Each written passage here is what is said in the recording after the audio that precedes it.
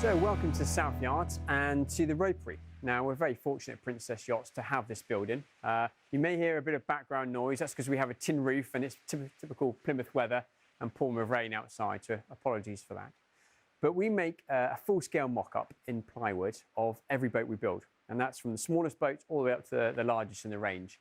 And that gives us the ability to work out those minor details, how high settees should be, how you flow for a boat, what works, what doesn't work, in real life size. Computer models go so far, but we feel that touch and feel of getting on board the boats really gives us that extra advantage. Now, we're looking at the Y72 today, which is a brand new product, replacing the very successful 68 and 70. Now, those models were revolutionary for us. It was one of those first boats that we as salesmen could get on board and say nothing. The clients appreciated what the boat was, and you could sit back and they would almost buy the boat themselves. So this had a long way to go. The design team have worked really hard to try and achieve that, and I think you'll see as we go through the boat very successfully. So like I said, use your imagination. This is a plywood mock-up with foam, but I hope you see what we've tried to achieve. Find us on the aft deck, big seating. This is going to have a nice, can't see it in here, we've got a plastic roof above us, but it'll have a good overhang, giving plenty of shade to the guys who sit back here. Folding aft deck table. Staircase has been swapped round, so staircase up to the flybridge is on the port side. And then you go into what has now become quite a traditional area for us, is this bar set aft. So sliding 3-tier doors, moving in. And as you notice, one level. So unlike the 68 and the 70, you're going to have a one level, no steps at all in this boat, apart from the standard one step down into this galley. And that gives us enough room to put a full height refrigerator underneath those flybridge steps. Okay, nice bar area here. Becomes the heart of the boat, talking to your guests as you're serving. You can put a crew here if you want to keep the party going. Good size, plenty of under counter storage as well as the above counter. Sink, cooktop, you have a dishwasher under here, oven, everything you need to entertain and have those extended trips away. On the opposite side, we have the dinette. Again, folding table, plenty of storage underneath the seating, as well as plenty of seats for your guests to sit. One of the key elements we're trying to do on these boats now is access storage easier. So underneath here and into the saloon is going to be drawer storage. Here will be your crockery and cutlery storage under here. And then we move forward into what was a new for us on this size of boat is a bar unit. So 2 stools are optional here. So you can sit down and converse with your guests in the saloon, as well as people out on the aft deck. Right next to that will be a fridge and ice maker should you need them, as well as a place to make your drinks. Coming back into a large saloon with these big, you've got to use your imagination again. You're not going to be looking at an old wall, but a nice view out those windows. But this big seating, again, trying to emulate and improve what we had on the 68-70, and I think successfully we've done it. Again, storage underneath all those seats on pull-out drawers. Nice design cues underneath the helm position. And over to this side, quite a lot of design gone into this 2-seater. Your pop-up TV will be on this side, so the guys over here can watch a movie at night. Moving forward, nice helm position. Now, I'm not the tallest person in the world, but you can see above my head, you've plenty of room there for the taller person to stand here. Great visibility forward. Pop-out door to take you forward onto your Portuguese bridge, so you have a seat-in sun deck, not the plywood you can see today, but again, use that imagination and you can see a real nice view up there. Integrated glass bridge, so you've got 3 screens up here, should you want to. Easy layout to get to all the navigation. Lots of new design language that the guys have put into here, so nice curve and flows that we really first saw probably on the V55 and the 85 coming through the entire boat. Step down over into the other side, and this was very popular on the 68, having that seating where you could converse with the person driving, but you also have that view out as well as a lovely view back through the boat. Good little cubby hole, drinks holder underneath, and then should you want to, we've got a little pull-out table now used for snacks or for drinks, or even as a little workstation if you wanted to have an office with a view.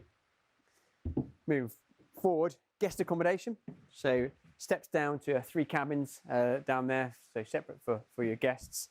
And then moving aft, Opposite way to the 68 and 70, staircase down into the master cabin.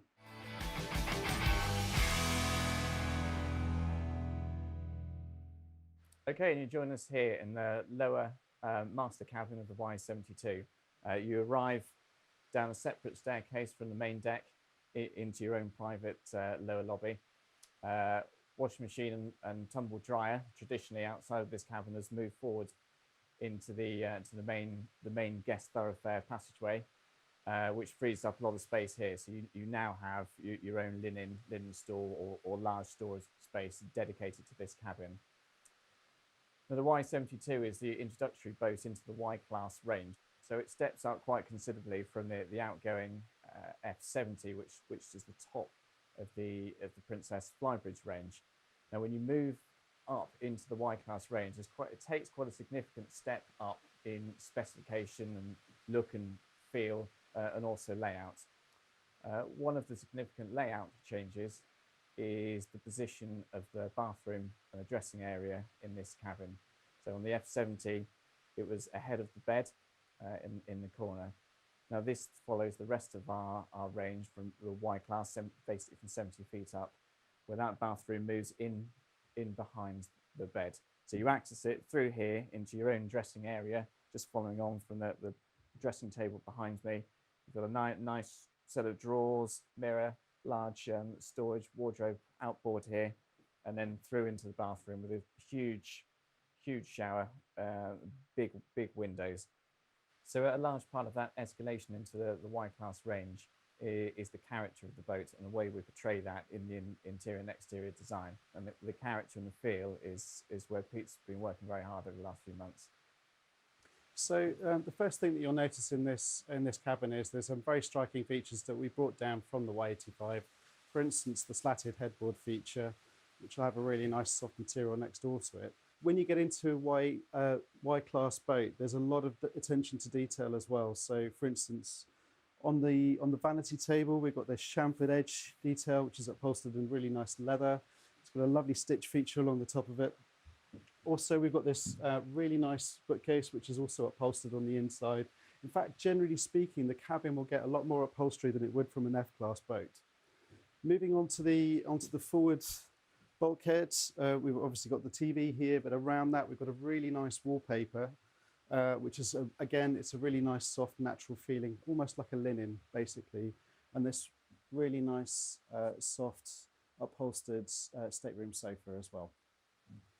In terms of the material palette, we're looking at plush leathers, we're looking at softer fabrics and a very light and airy interior, so it feels very spacious and very inviting. We have so much data around us and experience in the team and the office of how to create these layouts. We've got a lot of boats in the range. We know what dimensions work for a bed. We know what dimensions work for a headlining or a gap at the end of the bed. But there's something about actually being able to stand on a mock-up and walk around the space and interact with each other on these spaces. You actually get to feel how, potentially how the boat's going to be used and how it's going to feel in operation. So in some ways it feels like an indulgence, but it really is an integral part of the process. And we always make changes from the mock-up, don't we? As much time as you spend on CAD with sketch work and with your drawings, reviewing materials, all the spaces, and you think you've got it absolutely right. But when you're here, you can always make something better. You can always make it better. Isn't that right? And then Pete, really, from the spatial aspect, we then start to work on the detail work and actually, how you're going to get manufacturing involved in the process.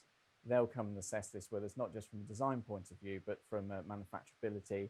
How are we actually going to make these slats? How do we assemble them? How do we get them to the boat? How do you handle the parts?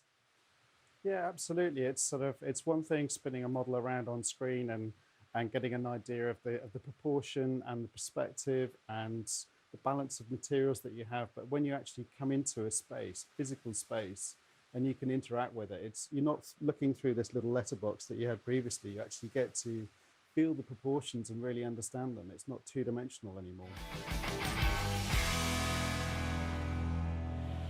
So here we are on hull number 1 of the Y72 down here in Unit 10 at our headquarters in Newport Street.